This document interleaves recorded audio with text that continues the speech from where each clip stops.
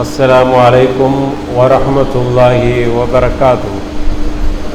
الحمد لله والصلاة والسلام على رسول الله وعلى آله وصحبه أجمعين، أما بعد. فأعوذ بالله من الشيطان الرجيم. بسم الله الرحمن الرحيم. يا أيها الذين آمنوا اتقوا الله حق تقاته ولا تموتن إلا وأنتم مسلمون.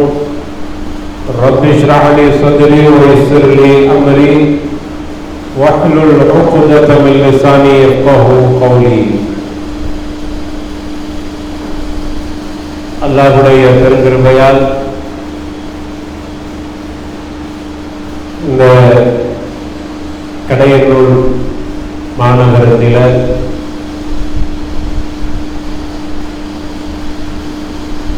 இங்கு உள்ள இளைஞர்களால் நம்முடைய மக்களுக்கு கொள்கை பற்றியான விளக்கங்களை, நம்முடைய மார்க்கத்தினுடைய இரண்டாவது கடமையாக இருக்கிற தொழுகை, அந்த தொழுகையில் நம்மிடத்தில் இருக்க வேண்டிய பயபக்தி, உள்ளச்சம் என்பதுதான் இன்றைய தலைப்பினுடைய முக்கிய நோக்கமாக இருக்கிறது. அருமையானவர்களே, நாம் நம்முடைய மார்க்கத்தில் மிகவும் முக்கியமான ஒரு இபாதத்தை எடுத்துக்கொண்டால் அது தொழுகை. தொழுகை ரொம்ப முக்கியமான ஒரு இடத்தில் நம்முடைய மார்க்கம் வைத்திருக்கின்றது. இஸ்லாமிய கடமைகள் 5 கடமைகளில் இரண்டாவது கடமை தொழுகை. தொழுகை எந்த அளவுக்கு முக்கியத்துவம் வாய்ந்தது என்றால், ஒரு முஸ்லிமுக்கும் ஒரு முஸ்லிம் அல்லாதவனுக்கும் மத்தியில வித்தியாசப்படுத்துகிற, அடையாளப்படுத்துகிற ஒன்று தொழுகை. யார் தொழுகையை விட்டு விட்டாலும் அவர் இஸ்லாத்தை விட்டே வெளியில் சென்று விட்டார், அவர் முஸ்லிமே இல்லை என்று சொல்கிற அளவுக்கு ஒரு கடுமையாக கண்டிக்கப்பட்டிருக்கிறது. தொழுகை சாதாரணமானது அல்ல. எல்லா கடமைகளையும் அல்லாஹ் பூமியில் கடமையாக்கி இருக்கிறான். ஆனால் தொழுகை மட்டும் ரசூலுல்லாஹி ஸல்லல்லாஹு அலைஹி வஸல்லம் அவர்களை விண்ணுடைய அழைத்து அல்லாஹ் ரசூலுல்லாஹோடு உரையாடி அதற்கு பிறகு தொழுகையை கடமையாக்கியிருக்கிறார். அது ஏன் என்றால் தொழுகைக்கு அவ்வளவு முக்கியத்துவம். தொழுகை அந்த அளவுக்கு இறைவனுக்கு விருப்பமான ஒரு இபாதத். அதனால் அந்த இபாதத்தை அல்லாஹ் இவ்வளவு கண்ணியப்படுத்துவதற்கு ரசூலுல்லாஹை மிஅராஜ் அழைத்து அதற்கு பிறகு கடமையாகிறார்.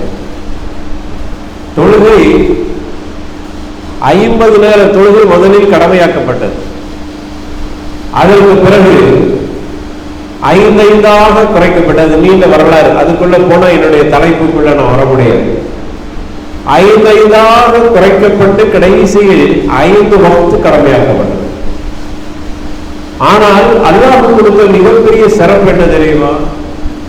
5 வக்து கடமையாக்கப்பட்டிருக்கிறது. நீங்க 5 வக்து தொழுதால் போதுமானது.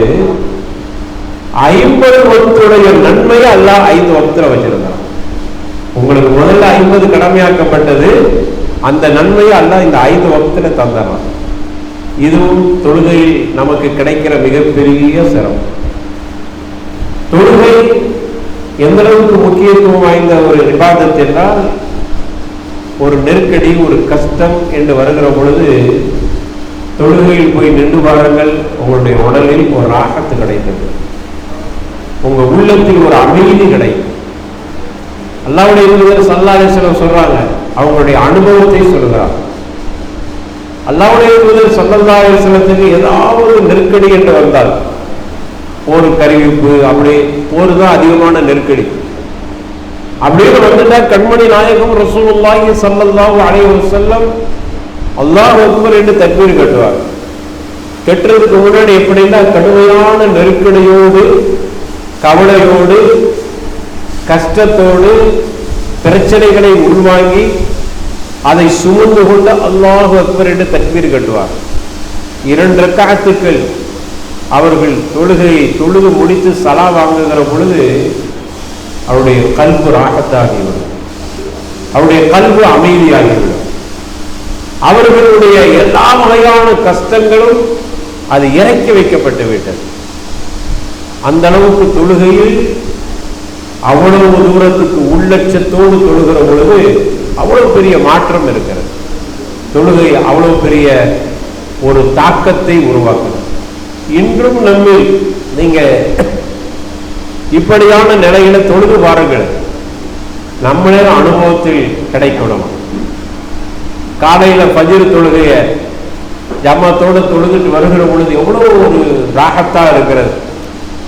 ஏதாவது ஒரு நேரத்தில் நமக்கு தொழுகை ஃபஜ்ர் தொழுகை கிடைக்காமல் போயிட்டு ஜமாத்து கிடைக்கிற அல்லது கொஞ்சம் அசந்து தூங்கிட்டா அன்னைக்கு நமக்கு கஷ்டமா இருக்குதா இல்லையா? இது அதிகமாக தொழுகையாளியாக இருக்கக்கூடியவங்க அதை உணர்வாங்க. அன்னைக்கு தொழுதுட்டு வந்தா ஒரு பெரிய பரக்கத்து மாதிரி. அப்போ தொழுகை அவ்வளவு பெரிய ஒரு மாற்றத்தை உருவாக்குது. ஏன் தெரியுமா? அல்லாஹ்வோடு முனாஜாத் பண்ணுகிற, அல்லாஹ்வோடு உரையாடுகிற ஒரு நிகழ்வு தொழுகையில இருக்கிறது. சரி, இப்படியான தொழுகை, இந்த தொழுகைக்கு இவ்வளவு சிறப்பு இருக்கிறது. இந்த தொழுகை நம்முடைய உள்ளத்தில் ஏதாவது மாற்றத்தை ஏற்படுத்தி இருக்கிறதா? ஏற்படுத்தணும், ஆனா ஏற்படுத்தி இருக்கிறதா? இல்லை. நம்முடைய சமூகத்தில் ஏதாவது தொழுகை மாற்றத்தை ஏற்படுத்தி இருக்கிறதா? இல்லை. நம்முடைய குடும்பத்தில் ஏதாவது ஒரு தாக்கத்தை ஏற்படுத்தி இருக்கிறதா? இல்லை. இந்த நம்ம தொழுகிறோம், கஷ்டப்பட்டு தொழுகிறோம். அப்பா இப்பதான் தொழுதுட்டு வந்து அதுக்கெல்லாம் இஷாவாகி போச்சு, இப்பதான் மகரிபை முடிச்சுட்டு வரணும், இஷாவாயி. கொஞ்சம் தொழுகையாளிகளே கஷ்டப்பட்டு தொழுகிறார். ஒரு நாள் இமாம் ஏதாவது சந்தர்ப்பத்தில் கொஞ்சம் கூடுதலான சூறாவை ஓதிவிட்டால் அவனால் தாங்கிக் கொள்ள முடியவில்லை. இன்னும் இவருக்கு ரொம்ப இழுத்து அடுத்த நாளைக்கு வேற பள்ளிக்கு போயிட வேண்டியதான். அல்லது அந்த இமாமை பற்றி, என்ன இமாம் நீங்க ரொம்ப பெருசா ஓதிட்டீங்களே சொல்றோமா இல்லையா? அப்ப என்னன்னா, அந்த தொழுகையினுடைய சுவையை, அதனுடைய லக்கத்தை, அவருடைய ருசியை, அதனுடைய டேஸ்டை நாம் உணரவில்லை. சரி, ஏன் இந்த தொழுகையால் நமக்கு மாற்றங்கள் ஏற்படவில்லை? ஏன் தொழுகை நமக்கு ஒரு ஆர்வம் உள்ள இபாதத்தாக இல்லாமல் போயிடுச்சு? வரலாறு நெடுக பார்க்கிறோம், ஆர்வத்தோடு இபாதத்து செஞ்சாங்க, தொழுகையில் அந்த அளவுக்கு பூரிப்போடு செஞ்சாங்க. தொழுகையினால் பெரும் மாற்றங்கள் ஏற்பட்டிருக்கிறது. இன்றைக்கு நம்முடைய சமூகத்தில் நிறைய பாருங்க, இன்னைக்கு அதிகமான மக்கள் படிப்பு என்ன படிக்கிறாங்கன்னா, ஏதாவது ஒரு டிகிரி வாங்கிட்டு அதிகப்படியாக ஒன்று படிச்சுக்கிறாங்க. அது என்ன தெரியுமா? உளவியல் சம்பந்தப்பட்ட ஒரு கல்வி. எல்லாரும் இன்னைக்கு படிக்கலாம். அதே போன்று யாருக்கு பார்த்தாலும் எல்லாத்துக்கும் இன்னைக்கு மருத்துவர்கள் கொஞ்சம் கவுன்சிலிங் கொடுத்தா சரியா வரும். அந்த காலத்தில் திருமணம் நடைபெற்று நிறைய குழந்தைகள்லாம் பெற்றெடுத்திருக்கிறாங்க. என்னோட மூத்தவங்கன்னா அங்கே இருக்கிறாங்க. இதை மாதிரி ஏதாவது கவுன்சிலிங் அப்படியெல்லாம் ஒன்று இருந்துச்சா அவங்களாம் எவ்வளோ சுகமாக வாழ்ந்தாங்க. கொத்து கொத்தா பிள்ளைகளை பெற்றெடுத்தார்களே. வீட்டில் கூட்டமாக குழந்தைகள் இருந்தது.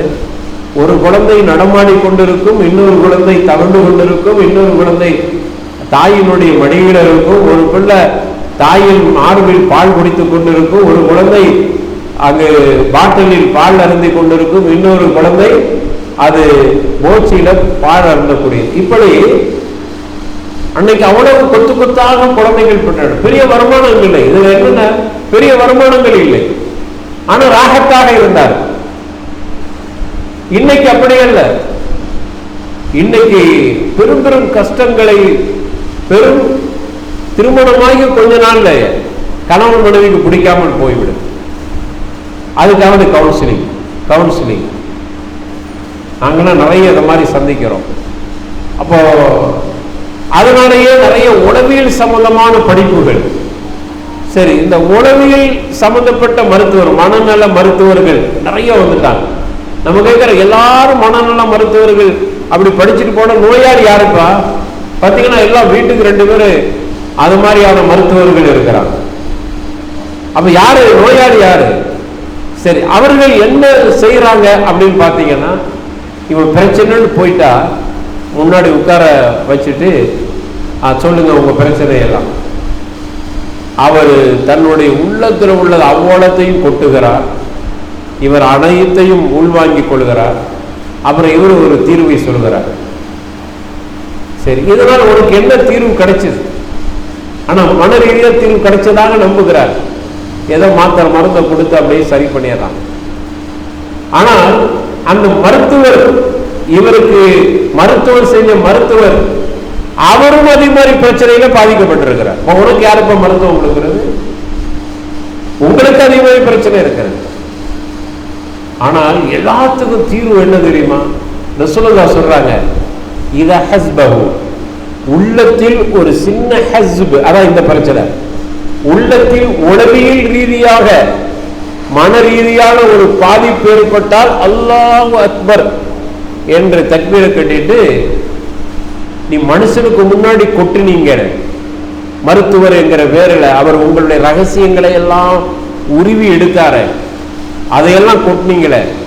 இப்ப அல்லாஹ்வுக்கு பேர் தக்பீரை கட்டிட்டு சஜதால அல்லாஹ்ட்ட கொட்டுங்க, உங்க கல்பு ராகத்தாக.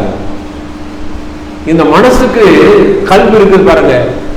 இதனுடைய யதார்த்தம் என்னன்னா, பிரச்சனைகளை உள்வாங்கி சுமந்து கொள்கிற அந்த பக்குவம் நம்முடைய உள்ளத்திற்கு இல்லை, பலகீனப்பட்ட ஒன்றாக இருக்கிறது.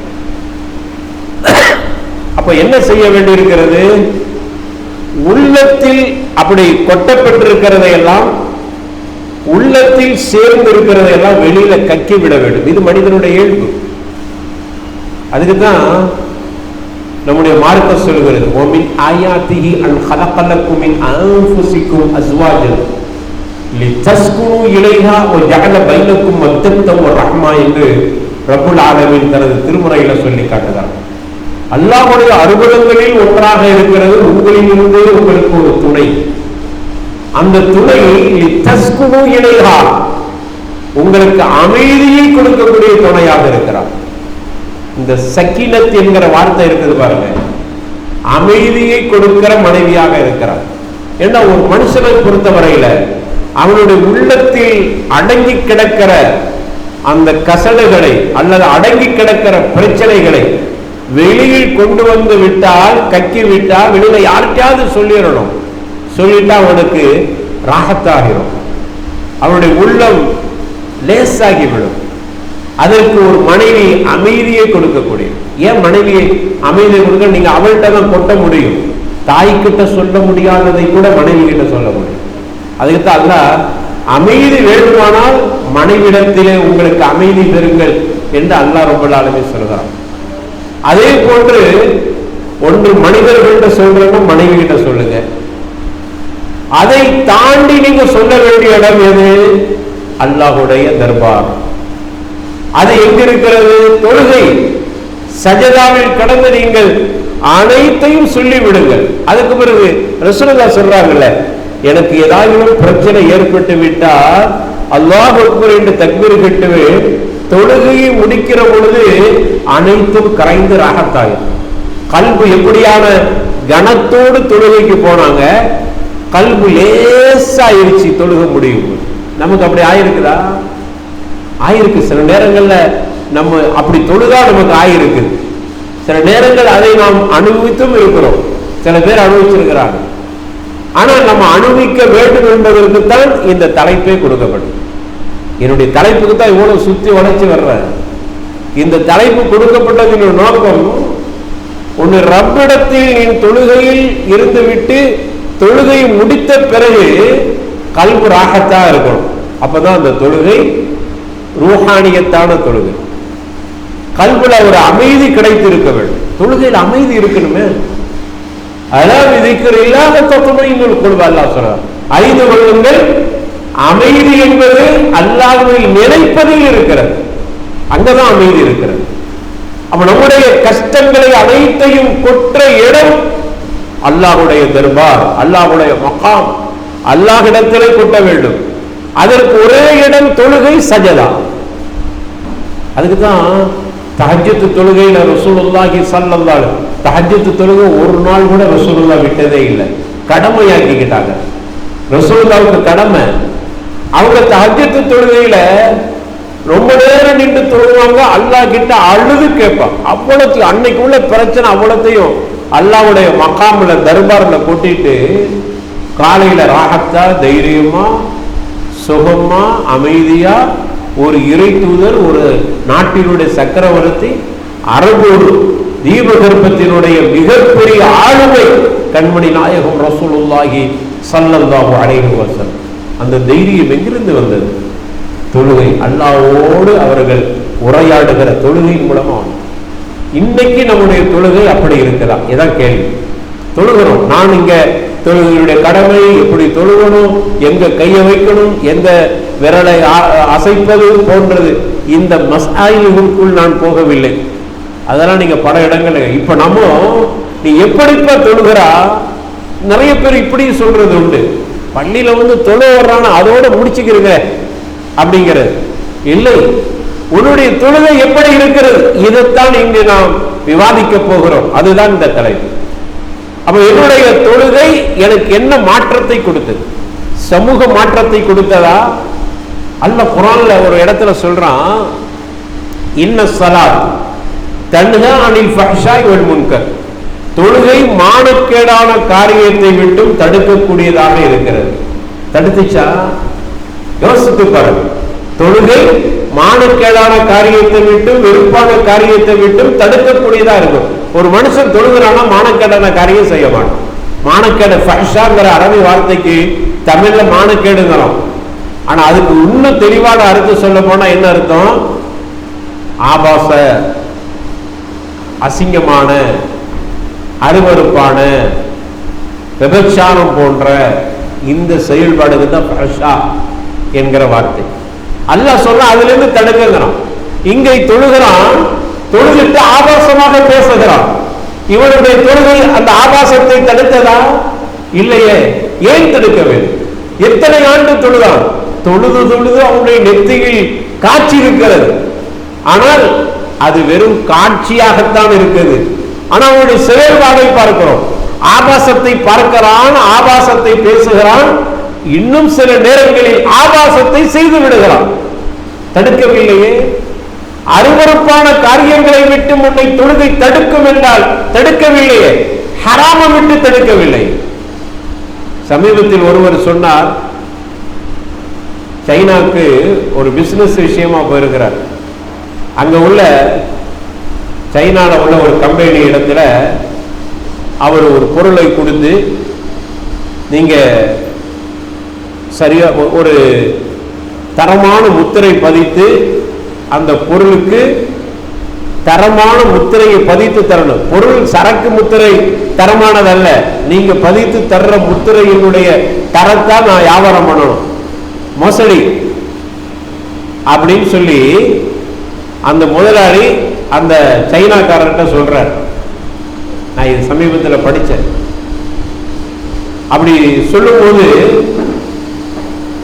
அவர் ஒரு முஸ்லீம், அதை கேட்கிறார். சரி, நான் உங்களுக்கு நீங்க சொல்ற மாதிரி முத்திரை பதிச்சு தந்துடுறேன், ஆனா பொருள் தரம் அல்ல, அதனுடைய முத்திரை கூட தரமா இருக்கும். சரி, அதற்கு பிறகு ஆனா போலி ஏமாத்த வேலை. அதுக்கு ஒரு சாப்பிடுற நேரம் வந்துச்சு. அந்த சைனா முதலாளி இந்த முஸ்லிம் பாய் கிட்ட, சரி வாங்க சாப்பிடுவோம் போது, சாப்பாடா இது ஹலாலா அப்படின்னு கேட்டான். ஏன்னா அவனோட உட்கார்ந்து சாப்பிடும் போது கேட்க வேண்டி இருக்குது. நான் கேட்டிருக்கேன், ஹலாலான்னு கேட்டிருக்கிறேன். அதை அவர் பதிவு செய்கிறார். நீ சாப்பிடும்போது என்னோடு அமர்ந்து சாப்பிடும் போது இது ஹலாலா ஹராமான்னு கேட்கிறாயே, ஆனா என்கிட்ட நீ ஒரு பொருளை தந்து இதை விற்பனைக்கு நான் கொடுக்கணும், அதுல தரம் இல்லாத தரமான முத்திரை பதித்து தாருங்கள் என்று கேட்டிய, அதுல ஹராமாலால் பார்க்கவில்லையே. நீ சாப்பிடும் போது ஹராமா ஹலாலால் பார்க்கலாம். நம்முடைய இப்ப நிறைய பேர் இருக்கிறோம், ஹோட்டல் போயிட்டா இது ஹராமா ஹலாலா, ஹலால்தான் சாப்பிடுவார். ஆனா செய்யற வியாபாரம் எல்லா ஹராமையும் செஞ்சிருவார். சாப்பிட உள்ள போகும்போது நீ அதை காசா கொடுக்குற, அவ்வளவுதான். இது உணவா போகுது, அதுக்கு ஹராமான காசு வருது. உணவு ஹராம போயிடக்கூடாது, ஆனால் காசு ஹராம் வரணும். எத்தனை பேர், எத்தனை வியாபாரிகள் ஹலாலான தொழில் செய்கிறோம், ஹராமான தொழில் நிறைய செய்யறோமா இல்லையா? ஹராமான சம்பாதிச்சுட்டு ஆனா உணவு வாங்குறது மட்டும் ஹலாலான்னு பார்த்து வாங்குறார். இது வேடிக்கையா தெரியவில்லை? அப்ப நம்ம என்ன கேட்கிறோம்னா, உன்னுடைய தொழுகை ஏன் தடுக்கவில்லை? ஃபஹ்ஷாவை தடுக்கவில்லை, தீமையை தடுக்கவில்லை, முன்கரை தடுக்கவில்லை, அசிங்கத்தை தடுக்கவில்லை, ஆபாசத்தை தடுக்கவில்லை. தடுக்கணும், அல்லாஹ் தடுக்கணும். இப்ப அல்லாஹ் சொன்னது கண்டிப்பா சத்தியமா பொய்யாகாது. எங்கேயோ கோளாறு இருக்கிறது, கோளாறு நம்மட தொழுகையில இருக்கிறது. அதுக்கு என்ன தீர்வு? இதான். இங்க கோளாறுகளை சொல்லிட்டு போறது, குறைகளை சொல்லிட்டு போறதுக்கு உண்டான வகுப்பு அல்ல. குறைகளை சொல்லி அதை சரி செய்வதற்கான தீர்வையும் சேர்த்து படிக்க போகிறோம். அதற்கான ஒரு வகுப்பு. அப்ப நமக்கு என்ன பிரச்சனை? இப்போ நம்முடைய உள்ளத்தில் காயப்பட்டிருக்கிற அம்சங்களை கொட்டுகிற இடமாக தொழுகையை ஆக்கி கொண்டு தொழுகை முடித்த பிறகு நாம் ராகத்தாக இருக்க வேண்டும். அப்படி இல்லை, அதுக்கு என்ன தீர்வு? அதை பார்க்கணும். அடுத்ததாக, தொழுகை ஹராமான விஷயம், ஆபாசான விஷயங்களை விட்டும் தடுக்கக்கூடியதாக இருக்கிறது என்று அல்லாஹ் சொல்றான். நம்மளும் தொழுகிறோம், ஆனா நம்மளை தடுக்க இல்லை. அதுக்கு என்ன, அந்த பிரச்சனைக்கு என்ன தீர்வு? அதை பார்க்க போகிறோம். இரண்டாவது. மூன்றாவதாக, தொழுகை அல்லாஹ் குர்ஆன்ல சொல்றான். அல்லாஹ் சொல்றது சத்தியத்திலும் சத்தியம், உண்மையிலும் உண்மை. அல்லாஹ் சொல்லிவிட்டால் அதில் எந்த பொய்யும் இருக்காது. அல்லாஹ் சொல்றான், கத் அஃப்லஹல் மூமினூன், 23வது அத்தியாயம் 1 முதல் 2 வரைக்கும். கத் அஃப்லஹல் மூமினூன், திட்டமாக மூமின்கள் வெற்றி அடைந்து விட்டார். இந்த வசனத்தை படிச்சிருப்பீங்க. திட்டமாக, அது அந்த வசனத்துடைய துவக்கத்திலேயே இருக்கிறது. நீங்க அடிக்கடி படிச்ச கேள்விப்பட்ட வசனங்களா கூட இருக்கலாம். திட்டமாக மூமின்கள் வெற்றி அடைந்து விட்டார்கள். இந்த முதல் ஆயத்தை மட்டும் எடுத்துக்கிறேன். மூமின்கள் வெற்றி அடைந்து விட்டார். இதை எடுத்துக்கொண்டு உலகளாவிய விஷயத்தை நாம் அலசுவோம். தொழுகைன்னு நீங்க நினைக்கிறீங்க, பள்ளிக்குள்ள பேச வேண்டிய விஷயத்த உலகளாவிய விஷயம்லாம் தொழுகைக்குள்ள இருக்குது பாருங்க. இது பள்ளிக்குள்ள உள்ள சமாச்சாரம் அல்ல தொழுகை. நம்ம எல்லாரும் நினைக்கிறோம், தொழுக 5 நேரம் தொழுக, பள்ளிவாசல போய் தொழுதுட்டு, தொழுகும் போது முஸ்லிமா இருக்கலாம், தொழுகை முடிச்சுட்டு வெளியே வந்துட்டா காஃபிர் செய்யாத அனைத்தையும் இவன் செய்யும். அப்படித்தானே? அவர் நினைக்கிறார் பள்ளிவாசலோடு முடிஞ்சிட்டது இஸ்லாம் என்பது. பள்ளிவாசல்ல நிற்கும் போது அவன் முஸ்லீமா இருக்கிறார், பள்ளிவாசல் இருக்கும்போது பாயா இருக்கிற, வெளியே வந்துட்டா பேயா போயிடுறார். பள்ளிவாசல் இருக்கும்போது முஸ்லீமா இருக்கிற, வெளியே வந்துட்டா காபிருடைய அவ்வளவு செயல்பாட்டை செய்கிறது. என்ற தொழுகையை மாற்றம் கொடுக்கவில்லை. சரி, அல்லாஹ் மூன்றாவது சொல்றான், கத் அஃப்லஹல் மூமினூன், மூமின்கள் திட்டமாக வெற்றி அடைந்து விட்டார்கள் என்று அல்லாஹ் சொல்கிறாரே. மூமினாக இருந்தால் அவனுக்கு என்னதுதான் நிச்சயம்? என்னதுதான்? வெற்றி தான், தோல்வியே இல்லை. நீங்க சொல்லுங்க, எங்கெல்லாம் வெற்றி அடைஞ்சிட்டீங்க? நம்ம இங்கெல்லாம் வெற்றி அடைஞ்சிட்டோம். உங்களை என்னை சேர்த்தே சொல்லுவோம், நம்ம எங்கெல்லாம் வெற்றி அடைஞ்சிட்டோம் சொல்லுங்க. அல்லாஹ் சொல்றான், கத் அஃப்லஹல் மூமினூன், திட்டமாக மூமின்கள் வெற்றி அடைந்து விட்டார்கள். எங்க வெற்றி அடைந்து இருக்கிறோம்? பலஸ்தீனுடைய பிரச்சனை இன்னைக்கு எத்தனை ஆண்டுகள் கடந்து விட்டது? வெற்றி அடைந்தோமா? எதில் வெற்றி அடைந்தோம்? ஏன் இந்த நாட்டில நாம் வெற்றி அடைந்து இருக்கிறோமா? எங்க வெற்றி அடைந்து இருக்கிறோம்?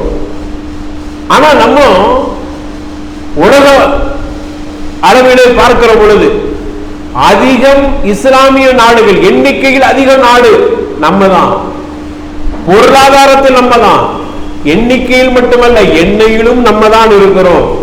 ஆனாலும் கூட நம்மை ஆட்டி படைக்கிற அதிகாரம் நம்மிடத்தில் இல்லை.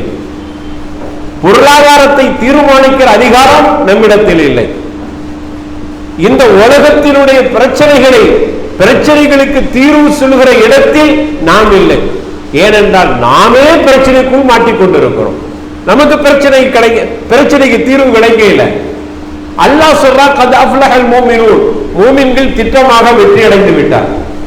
நான் அந்த வசனத்தின் அத்தியாயத்தினுடைய முதல் ஆயத்தை தான் சொல்லியிருக்கேன், முதல் வசனத்தை தான் சொல்லியிருக்கிறேன். 2வது வசனம் தீர்வு சொல்ல போகுது.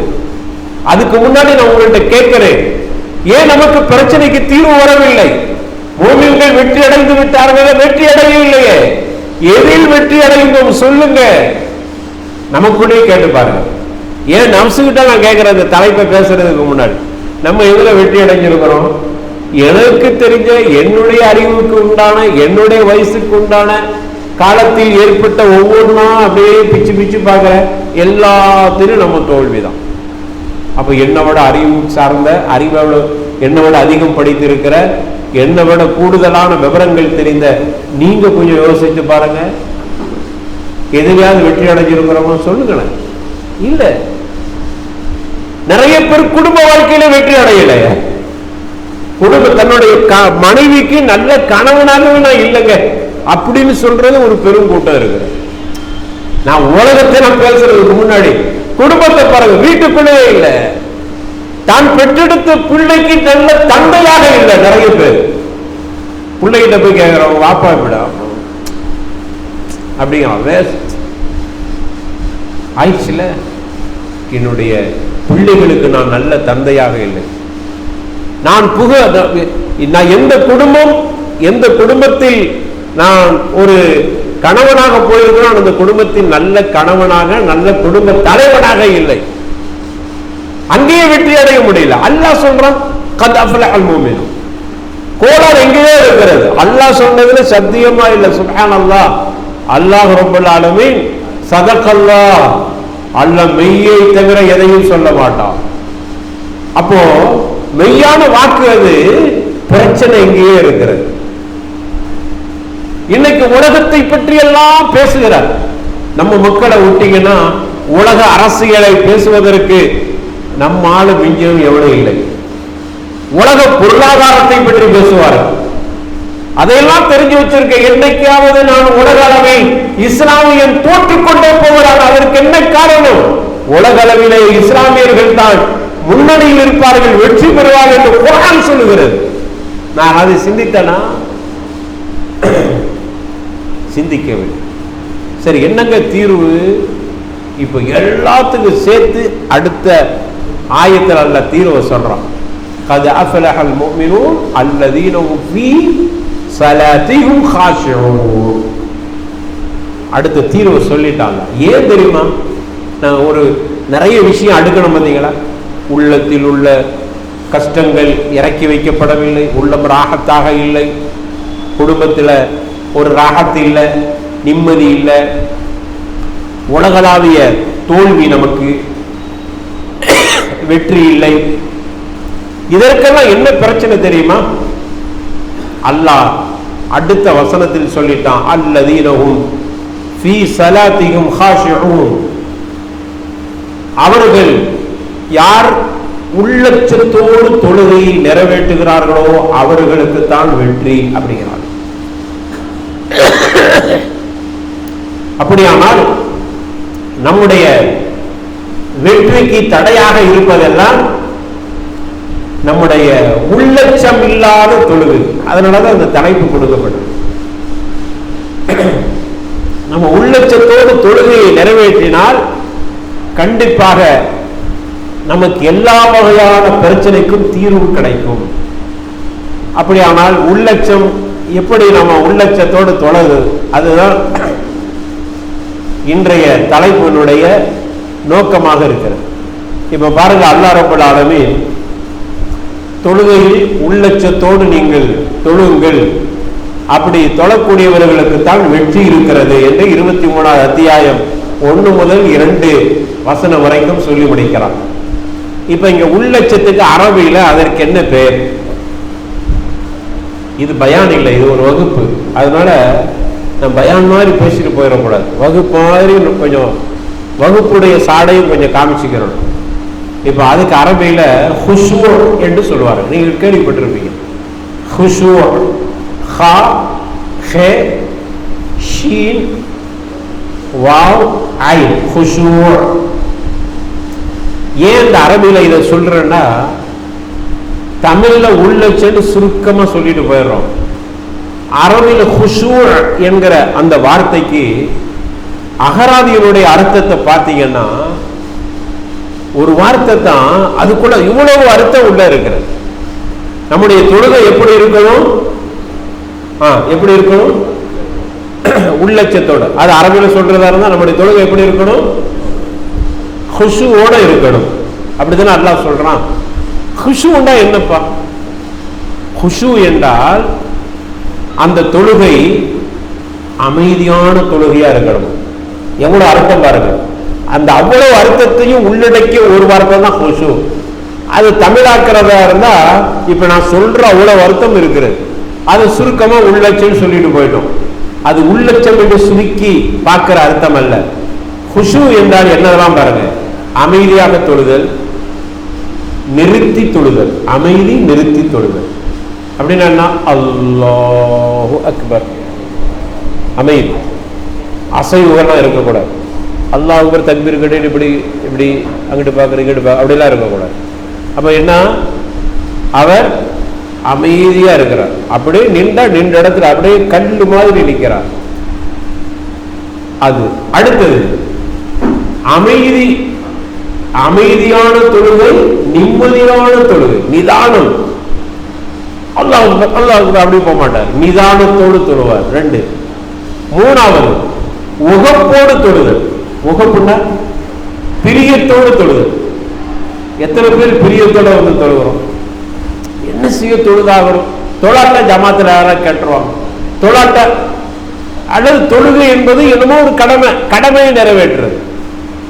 உகப்போடு தொழுதல். நீங்க ஒரு விஷயத்தை பிரியத்தோடு செய்து வாருங்கள், எப்படி இருக்கும்? பிரியத்தோடு செய்வதற்கும் ஏதோ கடமைக்கு சேர்க்க வித்தியாசம் இருக்கு.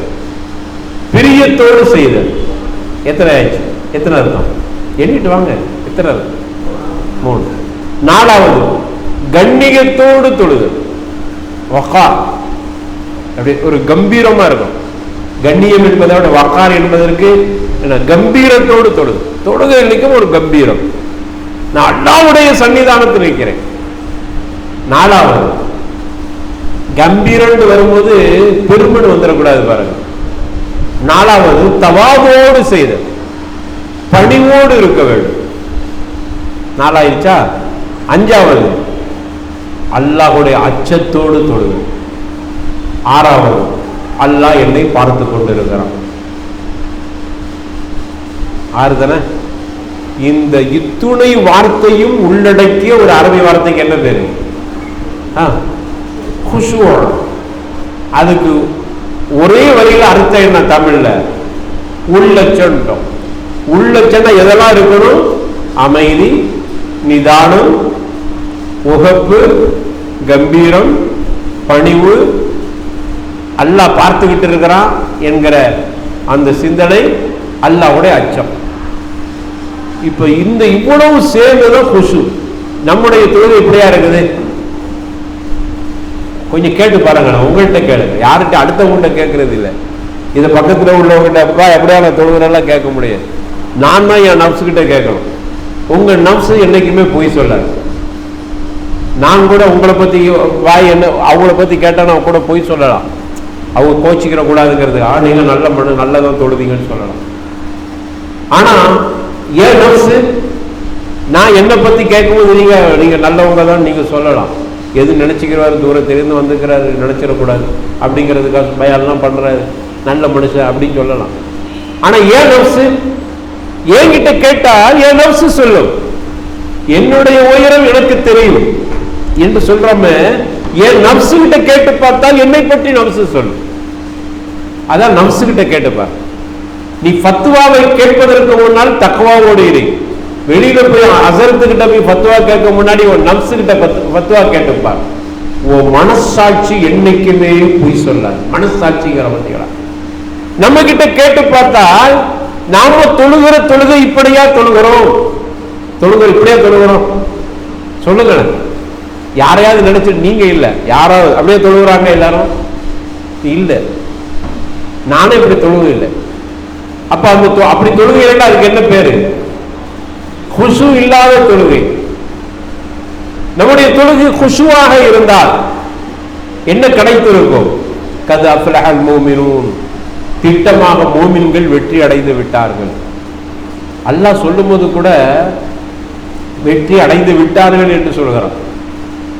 வெற்றி இனிமேல் கிடைக்கிற வெற்றியும் சேர்த்து சொல்கிறான். எப்போ உங்க தொழுகை சரியாக இருக்கிறதோ, பள்ளிவாசலிருந்து ஆரம்பிக்கிறது உலகளாவிய பிரச்சனைக்கு தீர்வு. நம்ம எங்கேயோ போய் உலகத்தெல்லாம் போய் தீர்வுக்கு பிரச்சனைக்கு தீர்வுன்னு உலகத்துல போய் பார்க்கலாம். இல்லப்பா, பள்ளிவாசல ஒரு தொழுகையை சரி செய். நம்முடைய தொழுகையை சரி செய்து விட்டால் முடிந்து போயிட்டது. சமூகத்தில் உள்ள எல்லா பிரச்சனைக்கு தீர்வு தொழுகையிலிருந்து ஆரம்பிக்கிறது. அதனாலதான் இரண்டாவது கடமை தொழுகை. நம்ம இந்த தொழுகை எப்படி ஆகிட்டோம் தெரியுமா? அது பள்ளிவாசல்ல செய்கிற வணக்கம் அப்படின்னு அதோடு முடிச்சுக்கிட்டோம். இல்லப்பா, உலகளாவிய பிரச்சனைக்கு தீர்வு பள்ளிவாசல் உடைய தொழுகையில் இருந்து வருகிறது. ஒரு தனி மனிதனின் மாற்றமே சமூகத்தின் மாற்றம். ஒரு தனி மனிதனின் மாற்றம் தொழுகையின் மூலமாகவே ஏற்படுகிறது. தொழுகையால் அவர் மாற்றப்படுகிறார். தொழுகையால் அவருடைய சிந்தனைகளில் ஒரு சிறப்பு கிடைக்கிறது. தொழுகையின் மூலமாக உள்ளம் பரிசுத்தம் அடைகிறது. தொழுகையின் மூலமாக அந்த மனிதன் பரிசுத்தம் அடைகிறார். ஒரு தனி மனிதன் பரிசுத்தம் என்பது ஒரு குடும்பம் பரிசுத்தம், ஒரு குடும்பத்தின் பரிசுத்தம் என்பது ஒரு மஹல்லாவின் பரிசுத்தம். ஒரு மஹல்லா, ஒரு ஊரு, ஒரு நாடு என்கிற அளவுக்கு அது விரிந்து போகிறது. நபிகள் நாயகம் இப்படித்தான் தோழர்களை உருவாக்கினார். அதனால தான் அரபு தேசத்தையே ஆளுகிற ஆற்றல் இருந்தது. அன்று அரபு தேசம் இரண்டு ஆட்சியாளர்கள்ட மாட்டிக்கொண்டிருந்தது. அரபு தேசம் ரோமர்கள், அடுத்தது பாரசீகர்கள். இரண்டு வல்லரசுகள்கிட்ட அரபு தேசம், யமன் தேசம் எல்லாம் ரோமர்கள், பாதி பேர் ரோமர்கள். ஈராக்கின் பல பகுதிகள் பாரசீகம், ஈராக், ஈரான், அப்படியே அப்புறம் இங்கிட்ட ஆப்கானிஸ்தான் வரைக்கும் பாரசீகம். ஈரானிகள், பாரசீகம் என்பது அதாவது அவர்கள் பாரிசி மொழி பேசக்கூடியவர். இந்த இரண்டு வல்லரசுகள் தான். அப்படிப்பட்ட மிகப்பெரிய சாம்ராஜ்யத்தை எங்கிருந்து நபிகள் நாயகம் துரத்தி அடித்தார்கள்? எங்கிருந்து அந்த இரண்டு சாம்ராஜ்யங்களும் மண்ணை கவியது? மதீனா பள்ளிவாசலில் இருந்து ஆரம்பிக்கிறது. மஸ்ஜித் நபவி தான் அங்கு தலைமை பீடமாக இருந்தது. ராணுவ தளம் என்றாலும் அதுதான். அதே போன்று அங்கு தலைமை நீதிமன்றமும் அதுதான், நாட்டினுடைய பாராளுமன்றமும் அதுதான். எல்லாத்திற்கும் பிரச்சனை. நபி தோழர்கள் தொழுகை நேரத்தில் சரியாக தொழுதார்கள். தொழுகை முடிச்சுட்டு வந்து பிரச்சனைக்கு தீர்வு சொன்னார்கள். அதனாலதான் அவர்கள் தொழுகையை போர்க்களத்தில் கூட விட்டது இல்லை. அங்க கூட தொழுகை எவ்வளவு பெரிய விஷயம். போரே நடக்குதுப்பா, என் உயிருக்கு உத்தரவாதம் இல்லை. போர் அப்படித்தானே, உயிருக்கு உத்தரவாதம் இல்லை. அப்படிப்பட்ட இடத்திலும் கூட தொழுகை சுருக்கி தொழுதுக்க, பிரயாணம் சுருக்கி தொழுதுக்க. ஏன்? தொழுகையின் மூலமாகத்தான் சமூகத்தின் வெற்றியும் சமுதாயத்தின் வெற்றி.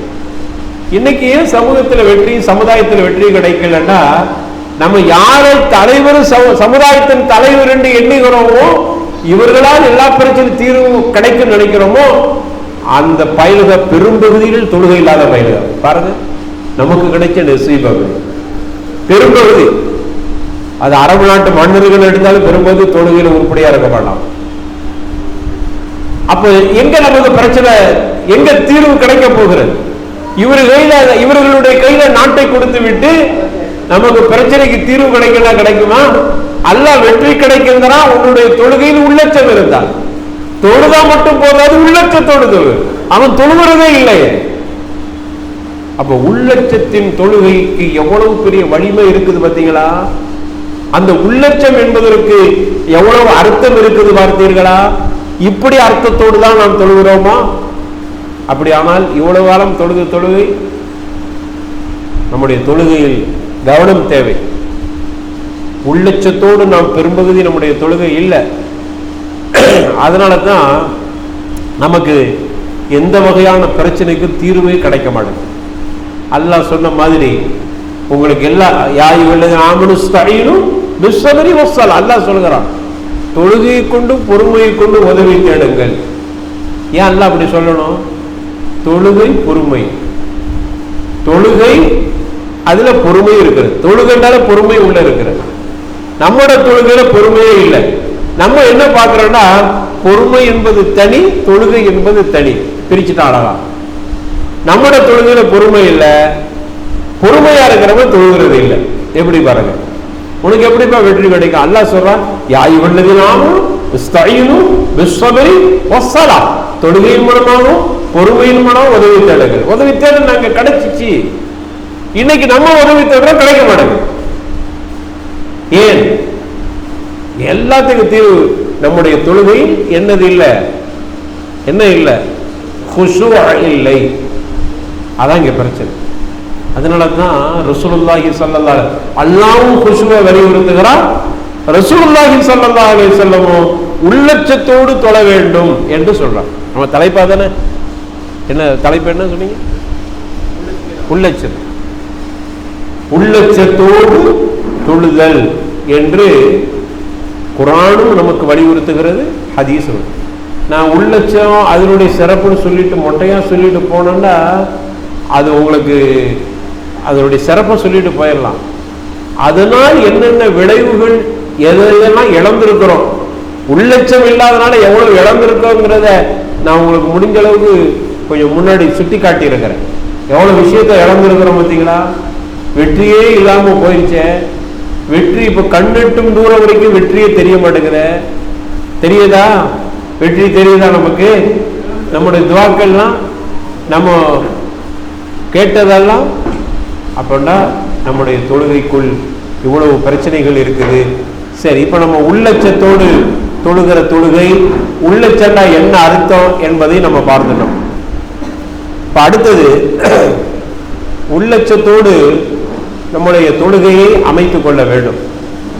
அல்லாஹ் ரப்பல் ஆலமீன் உள்ளச்சத்தோடு தொழுகும் பொழுது அதை பற்றி போன்னு சொல்றாம பாருங்க.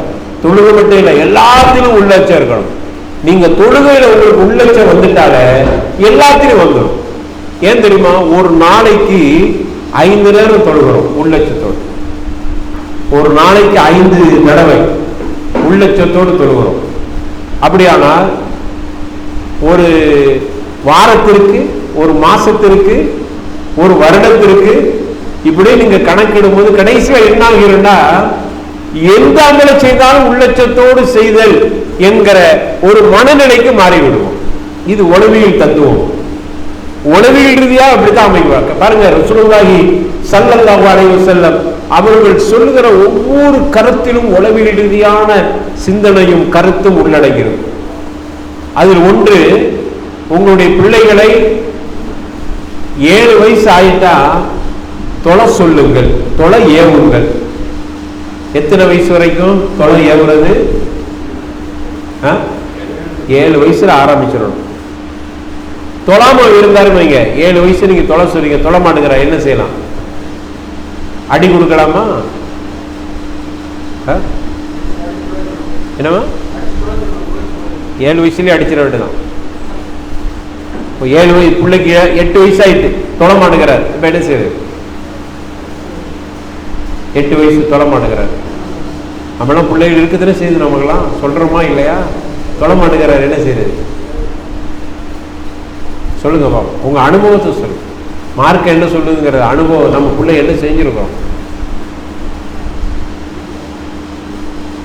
அடிச்சு தொலை சொல்லலாமா? 3 வருஷத்துக்கு அடிக்கவே கூடாது. 7, 8, 9, 10 வயசு ரசூலுல்லாஹ் சொல்றாங்க. 7 வயசு ஆரம்பிச்சு 10 வயசு வரைக்கும் அடிக்கக்கூடாது. 10 வயசு ஆன பிறகு தொலை சொல்லி அவர் தொழுகையை விட்டால் தொழுகை விட்டதற்காக அடிங்க. நீங்க சிந்திச்சு பாருங்க, 3 வருஷமும் தொலை தொடு அப்படின்னு சொல்லிட்டே இருக்கணும்.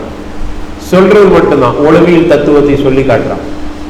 3 வருஷமும் நீங்க தொழுதான் சொல்றீங்க. இப்ப உதாரணமா பையனுக்கு 7 வயசு, லொஹருக்கு எப்ப தொழுப்பாங்கிறீங்க, தொலை சொன்னீங்க, அவர் தொலை இல்லை, நீங்க பார்த்துட்டு பேசாம இருந்துட வேண்டும். தொழுதியாப்பா? அவர் இல்லை. ஏன்பா தொழுவில்லை? தொழுப்பா, முடிஞ்சது. அசருக்கு சொல்றீங்க, மகரிபுக்கு சொல்றீங்க, ஒரு நாளைக்கு 5 நேரம் சொல்றீங்க, 5 நேரமும் தொழவில்லை, அடிக்கலாமா? அவருக்கு வயசு என்னன்னு பார்க்கணும். 7 வயசு தான், அடிக்காதீங்க. சரி, அடுத்த நாள் சொன்னீங்க, 3 நாள் ஆச்சு, எத்தனை தடவை சொல்லியிருக்கிறீங்க? 3 நாள்னா ஒரு நாளைக்கு 5 தடவைன்னா 3 நாளுக்கு 15 தடவை சொல்லியாச்சு. 15 தடவை சொல்லி அவர் தொலை இல்லை. 4வது நாள் லொஹர் தொழுகைக்கு திரும்ப சொல்றீங்க. இப்போ உங்களுக்கே வெறுத்து போச்சு. 3 நாளை நானும் சொல்லத்தான் சரி தொட மாட்டேங்கிறான், சரி போயிட்டு போறான் அப்படின்னு விட்டுறதா அல்லது அடிக்கிறதா? ரெண்டுல ஏதாவது ஒண்ணுதான் செய்வோம். நம்ம மார்க்க சொல்லுது ரெண்டுமே செய்யாதாங்க. என்ன செய்யக்கூடாது? அடிக்கவும் கூடாது. அப்போ சொல்றது விடவும் கூடாது. சொல்லு, உன்னுடைய வேலை என்ன? நமக்கு என்ன கடமை? பெற்றோர்களுக்கு தொழுன்னு சொல்றதுதான். அவன் தொழாட்டா அடிக்காத, ஆனா நீ சொல்லு. அடுத்த வக்து வரும்போது தொலை சொல்லு. இப்படி 1 மாசம் சொல்லி பாருங்களேன். ஒரு நாளைக்கு 5 வக்து என்றால் 1 மாசத்துக்கு என்னாச்சு? எத்தனை தடவை சொல்லி இருக்கிறீங்க? 30 எத்தனை? 150 150 தடவை சொல்லியாச்சு. தொலை இல்லை. நான் சொல்ல 1 மாசம். 1 வருஷத்துக்கு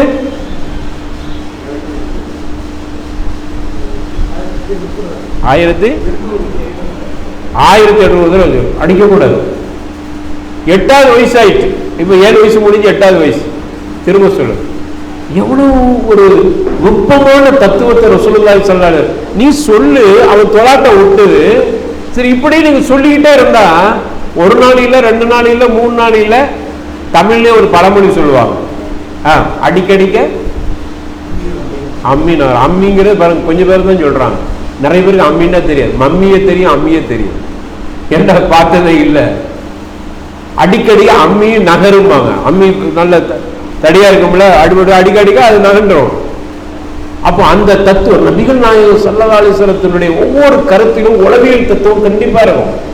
உளவியல் இல்மு நஃப்ஸ், அந்த கல்வி, அந்த இல்மு நஃப்ஸ் என்கிற கல்வி ரசூலுல்லாஹி ஸல்லல்லாஹு அலைஹி வஸல்லம் அவர்கள் இதன் மூலமா கற்றுக்கூட. இன்னைக்கு இருக்கக்கூடிய இல்மு நஃப்ஸ் கல்வி இருக்குத, உளவியல் கல்வி இருக்கிறத, அதுல நிறைய நாத்திக சிந்தனை உள்ள நுழைஞ்சிருச்சு.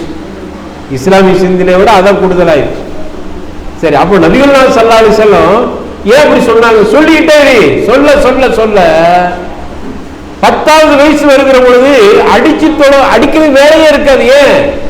பண்பட்டு போவோம். 1800 தடவை சொல்லியிருக்கா ஒரு வருடத்திற்கு. 3 வருடங்கள் இப்படியே கடந்து விட்டது.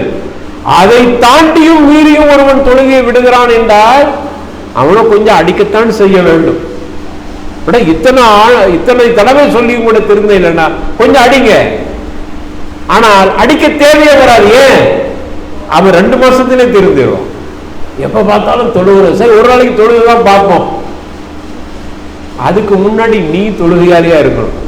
அது ஒரு நம்மளை பார்த்து தொழுகிறோம், முடிஞ்சது. அப்ப இங்க நமக்கு இஸ்லாம் கட்டுறது, நீ தொழுகையில் குஷுவோட தொழுகு. ஒரு நாளைக்கு தொழுவு, 2வது நாளைக்கு தொழுவு, 3வது நாளைக்கு தொழுவு. கடைசியில் எப்படி ஆகிறா?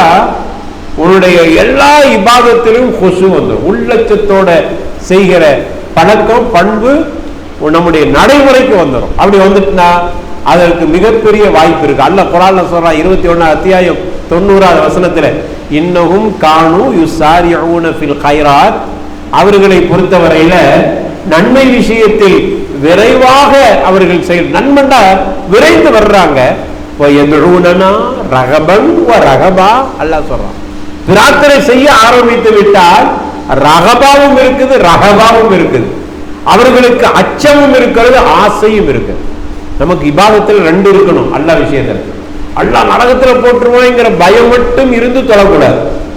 அப்படி தொழுதால் பாவம். அல்லாஹ் நரகத்துல போட்டுருவான்னு நினைச்சிட்டு தொழுகிறது பெரும்பாவம். அல்லாஹ் சொர்க்கத்தை தருவான்னு மட்டும் நினைச்சுக்கிட்டு தொழுகிறது அதுவும் பாவம். அப்ப எப்படியா? அல்லாஹ் தொழுதா சொர்க்கம் தருவான், தொழுகை விட்டா நரகத்தில் போட்டுருவான். ஆசையும் அச்சமும். ரகபன் ரகபா பாருங்க, நீங்க குர்ஆன்ல எடுத்து பார்த்தீங்கன்னா அல்லாஹ் விஷயத்துல ஆதரவு வைத்தல், அதே போன்று பயம்.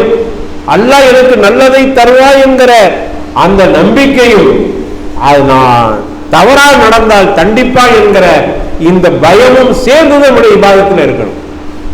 வெறும் பயமும் இருக்கக்கூடாது, வெறும் ஆசையும் இருக்கக்கூடாது, ரெண்டும் கலந்த நிலையில் இருக்க வேண்டும். அப்ப இவர் துவா செய்கிறார், ரகபன் ரகபா, அவருடைய துவாவில் ஆசையும் இருக்கிறது, பயமும் இருக்கிறது. இப்படி இருக்கிறதுக்கு என்ன காரணம் தெரியுமா? அல்லாஹ் கடைசியில் முடிக்கும் போது அவர் உள்ளச்சத்தோடு இருந்தார், எல்லாத்திலும் உள்ளச்சத்தோடு செயல்பட்டார். அப்ப தொழுகையில உள்ளச்சம் என்கிற பயிற்சி எல்லா இடங்களிலும் உங்களுக்கு அது மிகப்பெரிய மாற்றத்தை கொடுக்கிறது, சமூக மாற்றத்தை கொடுக்கிறது. அதனால தாங்க உள்ளச்சத்தோடு தொழுதார்கள் ரசூலுல்லாஹ்வும் தோழர்களும். அதனால தான் அவர்களுக்கு அவ்வளவு பெரிய உயர்ந்த இடத்தை கொடுத்தது. உயர்ந்த இடத்தை மட்டும் கொடுக்கல, அவர்கள் யாருக்கும் பயப்பட மாட்டார்கள் அல்லாஹ்வை தவிர. அவர்களை பார்த்து எல்லாரும் பயந்தார்கள், விரோதிகள் எல்லாம் பயந்தார்களா இல்லையா? ஏன் தெரியுமா? அவர்கள் அல்லாஹ்வுக்கு பயந்து தொழுதார், உள்ளச்சத்தோடு தொழுதார். அப்ப உள்ளச்சம் என்பது இவ்வளவு பெரிய மாற்றத்தை கொடுக்கிறது. அதனாலதான் நம்ம தொழுகையில உள்ளச்சம் என்பது துனியாவிலும் ஆகிரத்திலும் பயனுள்ளதாக இருக்க வேண்டும். அல்லாஹ் சொல்றான் இன்னொரு வசனத்துல, முடிஞ்சா நம்பர்களை நோட் பண்ணிக்கிறேங்க.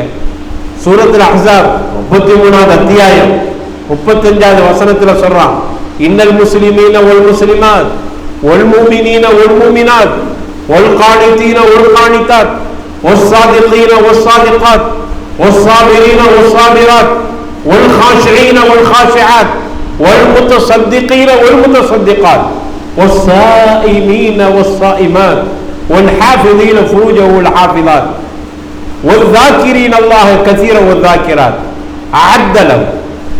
أعد الله لهم مغفرة وأجرا عظيما. அந்த வசனத்தை அப்படி முடிக்கிறாங்க. எப்படி சொல்கிறான்?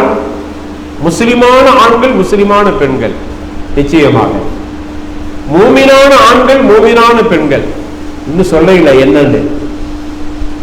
அதே போன்று பயபக்தியுடைய ஆண்கள் பயபக்தியுடைய பெண்கள், அதே போன்று உண்மையான ஆண்கள் உண்மை பேசக்கூடிய பெண்கள், பொறுமையான ஆண்கள் பொறுமையாக இருக்கிற பெண்கள், உள்ளச்சத்தோடு இருக்கிற ஆண்கள் உள்ளச்சத்தோடு காஷிங்கிறான் இருக்கக்கூடிய பெண்கள், தர்மம் செய்கிற ஆண்கள் தர்மம் செய்யக்கூடிய பெண்கள், நோன்பு வைக்கிற ஆண்கள் நோன்பு வைக்கிற பெண்கள், தங்களுடைய கர்ப்பை பாதுகாத்துக் கொள்கிற ஆண்கள் கர்ப்பை பாதுகாத்துக் கொள்ளக்கூடிய பெண்கள், அல்லாஹ்வை அதிகம் நினைக்கிற ஆண்கள் அல்லாஹ்வை அதிகம் நினைக்கிற பெண்கள், எல்லாத்தையும் சொல்லிட்டு மொத்தமா சொல்றான், அஅத்தல்லாஹு லஹும், அல்லாஹ் அவர்களுக்கு தயார் செய்து வைத்திருக்கிறான். இதான் அல்லாஹ் கொடுக்கிற மிகப்பெரிய பரிசு.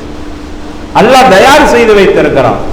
மக்ஃபிரா அஜ்ரா அதீமா, 3 விஷயத்தை சொல்றான். மக்ஃபிரா மன்னிப்பை, இப்படி இருந்தாலும் கொஞ்சம் கொஞ்சம் பாவம் செய்ய அதை மன்னிச்சார் அல்ல, கண்டுக்கிற மாட்டான். ஏன்? நீங்க காஷியா இருக்கிறீங்க, நீங்க உள்ளட்ச உடையவராக இருக்கிறீங்க, அல்லாஹ் மன்னிக்கிறான். அடுத்ததாக கூலி, பிரமாண்டமான கூலியை தயார் செய்து வச்சிருக்கான். அஜ்ரன் அதீமான, பிரமாண்டமான கூலி.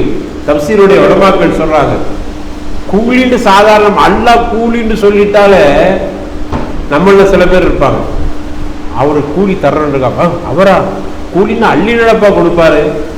சில பேர்களுக்கு நம்ம இப்படி ஒரு இது வச்சிருப்போம், இந்த பாசா நிறைய அள்ளி கொடுப்பாரு, ஓ இந்த கம்பெனியா, அவன் கிள்ளி கூட கொடுக்க மாட்டானே, வச்சிருப்போமா இல்லையா? அல்லாஹ் அஜ்ருன்னு சொல்லிட்டாலா என்னதான், அல்லாஹ் கூலி கொடுப்பன்னு சொல்லிட்டாலா என்னதுதான்? அல்லாஹ் கிள்ளி கொடுப்பானா? அருகும் ராகியும் இல்ல, அவன் அள்ளி அள்ளி கொடுப்பான். ஆனா அல்லாஹ் அஜ்ரு மட்டும் சொல்லல, இன்னும் சேர்த்து சொல்றான், அஜ்ரன் அதீமாங்கறான், மகத்தான கூலிங்கிறான். அப்படின்னா மறைவா பெரிய கூலியா தர இருக்கிறான். யாருக்காக? எதற்காக? உங்கள்கிட்ட இருந்த உள்ளட்சத்திற்கு அல்லாஹ் கொடுக்கிற மிகப்பெரிய பரிசு. அப்ப உள்ளட்சம் என்பது சாதாரணமானது அல்ல. நம்முடைய இபாதத்து மட்டுமில்லை, எல்லாத்திலையும் உள்ளட்சம் கண்டிப்பா இருக்கும். அது முனாஃபிக் தனத்திலிருந்து நம்மளை வெளிக்கொண்டு வருகிறது. அபூ தர்தா ரலியல்லாஹு அன்ஹு சொல்றாங்க, கடைசி காலம் வரும்போது உள்ளச்சம் முதல்ல நம்ம கிட்ட இருந்து உருவப்படுமா. இப்ப ஏன் உள்ளச்சத்து மேல பலகீனம் ஆயிடுச்சுன்னா, கடைசி காலம் வருகிற பொழுது முதல்ல நம்ம கிட்ட இருந்து பிடுங்கப்படுகிறதே என்னதுதான், உள்ளச்சம் தான். அதனால நிறைய செய்வான், ஆனா ஒண்ணுமே இருக்காது, பயனே இருக்காது. உள்ளச்சம் இல்லாம செய்வார். இவன் செய்கிற இபாதத்தை பார்த்தால் பெரிய அளவில் இருக்கும், ஆனால் எதுவுமே கிடைக்காமல் ஆகிவிடும். காரணம், அவருடைய செயல்பாட்டில் உள்ளச்சம் இல்லை. அதனால் அல்லாஹ்விடத்தில் எந்த முக்கியத்துவமும் இல்லாமல் ஆகிவிடும். அருமையானவர்களே, நமக்கும் ஷைத்தானுக்கும் தினமும் போட்டி நடந்து கொண்டே இருக்கிறது. தெரியுமா அது உங்களுக்கு? ஷைத்தானுக்கு நமக்கு போட்டி நடந்து கொண்டே இருக்கிறது.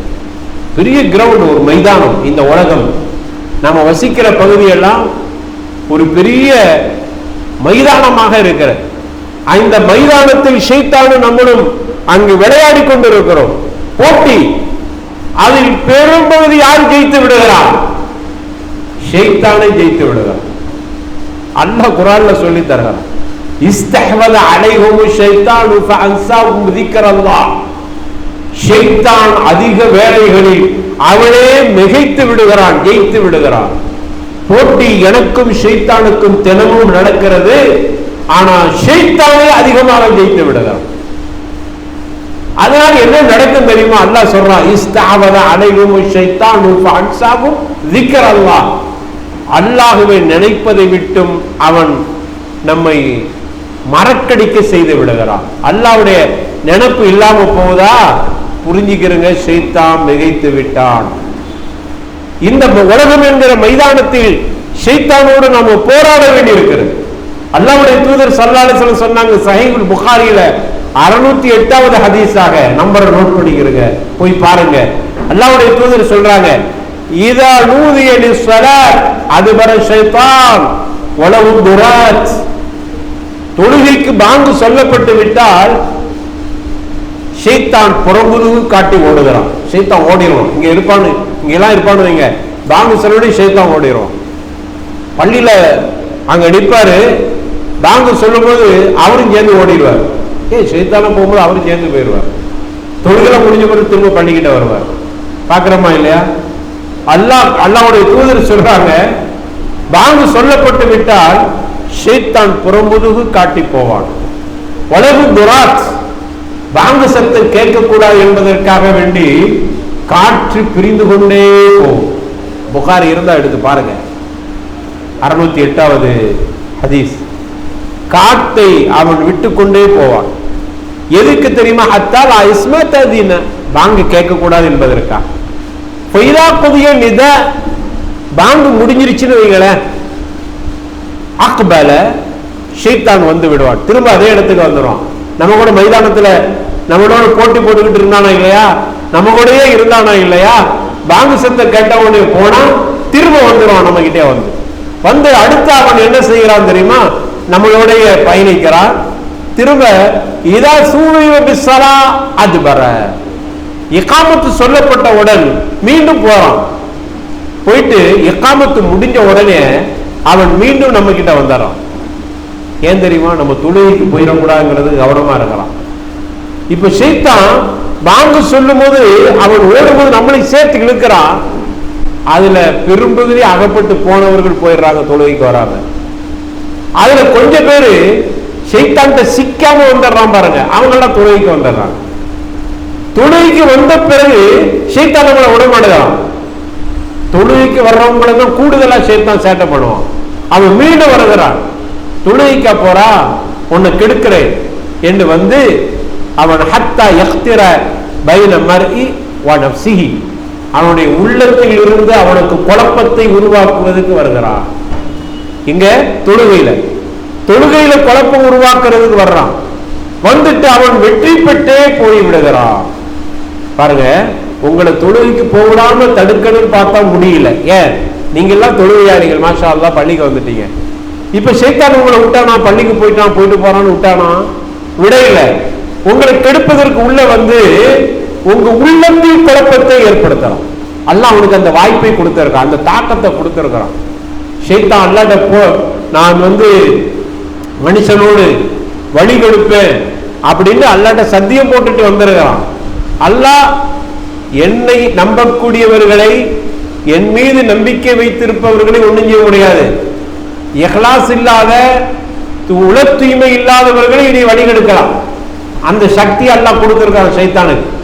மனுஷனுக்குள்ள போய் அவன் அதை தாக்கங்களை உருவாக்குறதுக்கு உண்டான ஆற்றலை அல்லாஹ் அனுமதிச்சிருக்கிறான் சைத்தான்.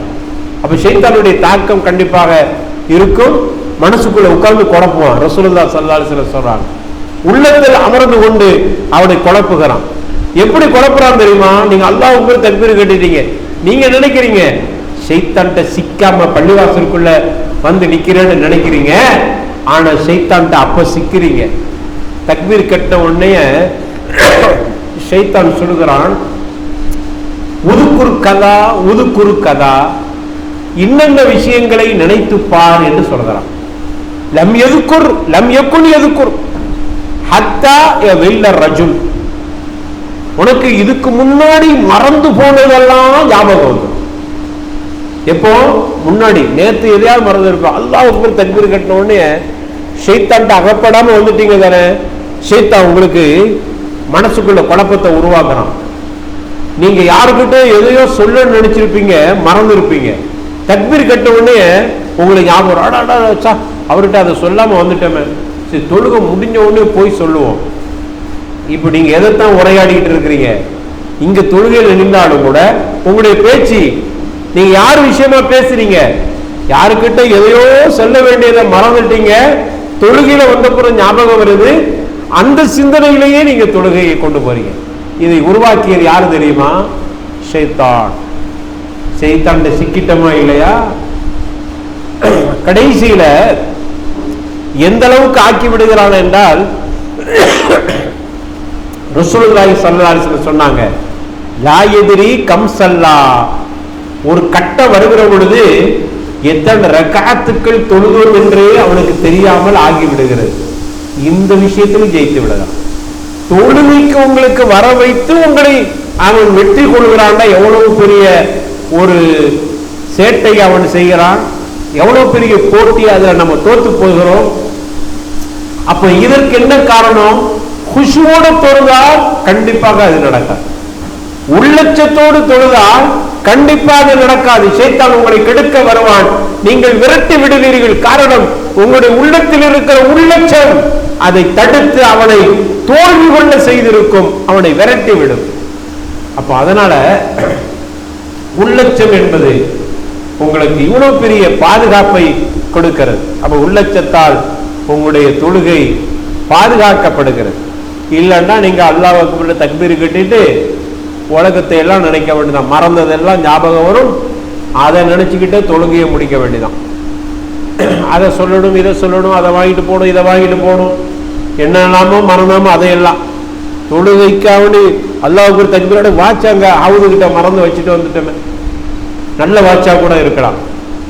இப்போ உங்களுக்கு பள்ளிவாசலுக்குள்ள தொழுகை நடைபெறுமா அல்லது வாட்சின் பக்கம் கவனம் இருக்கும்? வாட்சை விட்டுருங்க, வாட்சா போயிட்டு போகுது.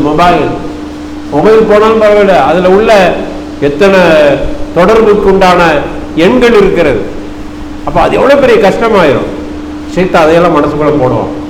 உதவி செய்யும் போது மொபைலை வச்சுட்டு வந்துட்டியப்பா இப்படின்னு மட்டும் உங்களை லேச கிள்ளி விட்டா முடிஞ்சு போச்சு. அந்த தொழுகை முழுக்க நீங்க என்னதான் சும்மா உங்க ஜடம் தான் அங்க நிற்கும், கல்வி எங்க நிற்கும்? மொபைல சுத்தி சுத்தி போகும்.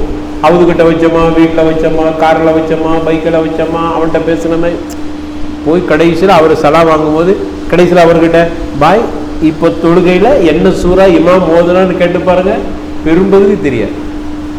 இன்னைக்கு ஃபஜ்ரில் எந்த பள்ளியில் தொழுவீங்க கரெக்டாக சொல்லிடுவோம். ஜமாத்து கிடைச்சிச்சா ஆமா அல்ஹம்துலில்லாஹி ரப்பில் ஆலமீன். என்ன சூறா இமாம் மோதினாரு மறந்துட்டேன். ஃபஜ்ரில் உள்ளது இப்போ கேட்ட தொழுகை முடிஞ்ச பிறகு சொல்ல தெரியாது. அதுக்கு என்ன காரணம்?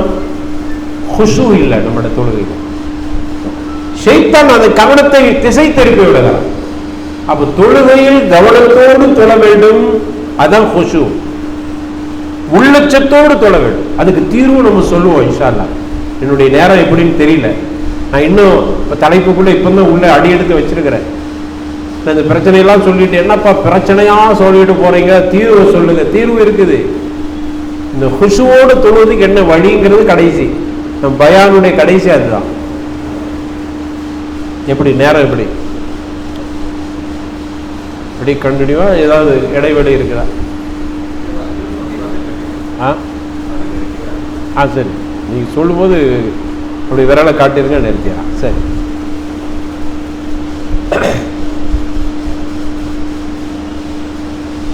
அப்போ உள்ளச்சத்தோடு நம்முடைய தொழுகை இல்லைன்னா தொழுகையில் நம்ம நிற்போம். நம்முடைய ஜிஸ்ம் மட்டும்தான் பள்ளிவாசல்ல இருக்குது.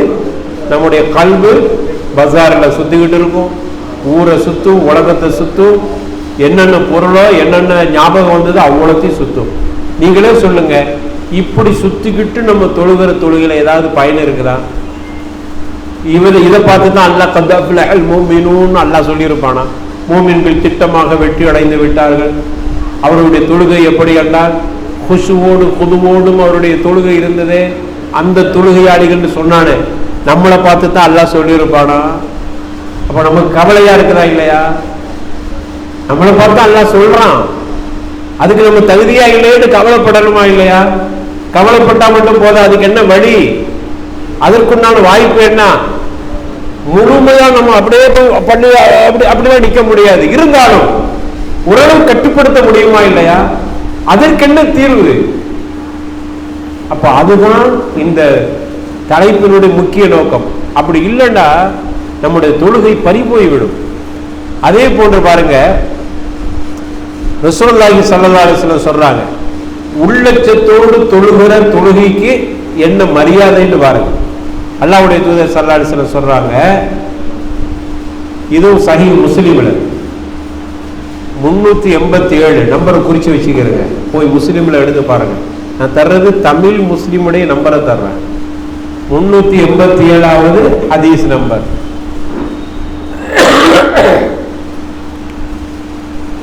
மாமின் இம்ரின் முஸ்லிமின், ஒரு முஸ்லிம், அவர் தஹ்துரு ஸலாத்துன் மக்தூபா, கடமையாக்கப்பட்ட தொழுகைக்கு போறார். எப்படி போறாருன்னா எங்கிருந்து ஆரம்பிக்குது பாருங்க. எப்படியாக நம்ம தொழுகை இருந்தா அந்த நன்மை கிடைக்குங்கிறதை பார்த்துக்கங்க. தொழுகைக்கு போறாரு, கடமையான தொழுகைக்கு. ஆனா அவருடைய ஒருவை அழகாக செய்தார். ஒருவை ஒரு செஞ்சுட்டு போனார்னு வரையில, எப்படி அழகாக ஒரு செய்து.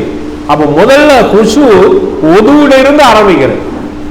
அழகாக ஒது செய்தல், கை அழகா கழுவுறது, விரல் மோதிரம் போட்டீங்கன்னா டைட்டா இருந்தா இதெல்லாம் நம்ம செய்யணுமா?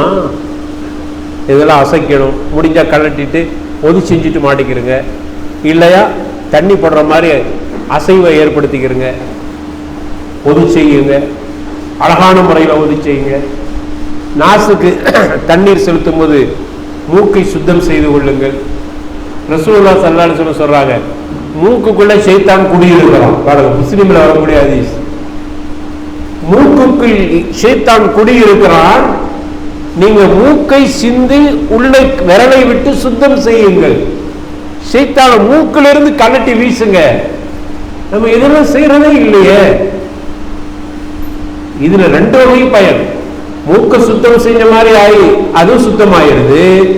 இன்னொன்று, மூக்குல இருக்கிற ஷைத்தான சனியோட போ சனியம் அப்படின்னு தூக்கி வீசிடுறோமா இல்லையா? அல்லாஹ்வுடைய தூதர் சொன்னார், ஷைத்தான் குடியிருக்கிற இடங்களில் மனுஷனுடைய மூக்கும் ஒரு இடம். இரவு நேரத்தில் நீங்கள் தூங்குகிற பொழுது, முஸ்லிம்ல வரக்கூடிய ஹதீஸ், பலகீனமான ஹதீஸ்லாம் இல்லை, மூக்கில் போய் ஷைத்தான் அமர்ந்து கொள்கிறான். எனவே காலையில் நீங்கள் ஒது செய்கிற பொழுது மூக்கை சிந்தி விரலை விட்டு குடைந்து சுத்தம் செய்து கொள்ளுங்கள். அப்படி செய்கிற பொழுது ஷைத்தான் உங்களை விட்டு சென்று விடுகிறான். காலையிலே ஷைத்தான போட அப்படின்னு அனுப்பி விட்டுட்டா நீங்க காலையிலே சுறுசுறுப்பா இருப்பீங்க, இல்லாட்டா சோர்ந்து போய் தான் இருப்பீங்க. இப்போ மூக்கை அழகான முறையில் சிந்தி ஒது செய்வது இதெல்லாம் செய்யணும். அழகிய முறையில் ஒது செய்தல். நிறுத்திக்கிறோம், இந்த ஹதீஸோட முடிச்சுக்கிறோம். இந்த ஹதீஸை மட்டும் கொஞ்சம் கவனிச்சுக்கிறது. அதற்கு பிறகு அவர் தொழுகைக்கு போறார். அழகிய முறையில ஒதுச்சிருந்தா காலையில ஒழுங்கா கழுவுறது, முகத்தை எல்லாத்தையுமே ஒழுங்கா கழுவிட்டு போறார். அப்புறம் உள்ளட்சத்தோடு தொழுகிறாருன்னு இல்ல, உள்ளட்சத்தோடு தொழுகிறார். ருக்குஐ சரியான முறையில பேடுகிறார். அப்படி கூடியில சரியா செய்யறார். இப்படி செஞ்சா என்ன கூலி தெரியுமா? அன்று செய்த பாவங்கள் அனைத்தும் மன்னிக்கப்பட்டு விடுகின்றன. அப்பப்போ அல்லாஹ் கணக்கை தீர்த்தறான். முடிவு துனியாவிலே நமக்கு மன்னிக்கப்பட்டு எதுவுமே அங்கு பேலன்ஸா இல்லை. நாளை மறுமையில சொர்க்கத்துல போகும்போது ஒரு விசாரணைக்கு பிறகு அப்படியே சொர்க்கத்துக்கு அனுப்பி சொர்க்கத்துக்கு போற மாதிரி இருக்கணும். ஏனென்றால் ஒவ்வொரு தொழுகைக்கு மத்தியிலையும் சரியான முறையில உள்ளச்சத்தோடு தொழுதால் அல்லாஹ் நம்முடைய பாவங்களை மன்னித்து விடுவார். இனிமே அசர்ல இடையில செஞ்ச பாவம் தான், மகரிபில இடையில செய்யற பாவம் மட்டும்தான், இஷா தொழுகையில அது முடிஞ்சு போச்சு. இடையில பாவம் செஞ்சாதான், அப்படி செஞ்சா அது அல்லாஹ் மன்னிச்சாராம். தொழுகை உள்ளச்சத்தோடு தொழுகை. இந்த பாவம் எல்லாம் என்னன்னா மனுஷனுக்கு மனுஷன் செய்யற பாவம் அல்ல, அது வேற, அது தனி கணக்கு. ஏதோ தெரியாம ஏதாவது பேசி அல்லாவுக்கு நம்ம செய்யற பாவத்தை அல்லாஹ் மன்னிச்சு விடணும். ஏன்னா அருமையானவர்களே, உள்ளச்சத்தோடு தொழுகிறதுனால் துனியாவிலும் பயன் இருக்குது, ஆகிரத்திலும் பயன் இருக்கிறது. ஒரு சின்ன இடைவெளிக்கு பிறகு தொடருவோம்.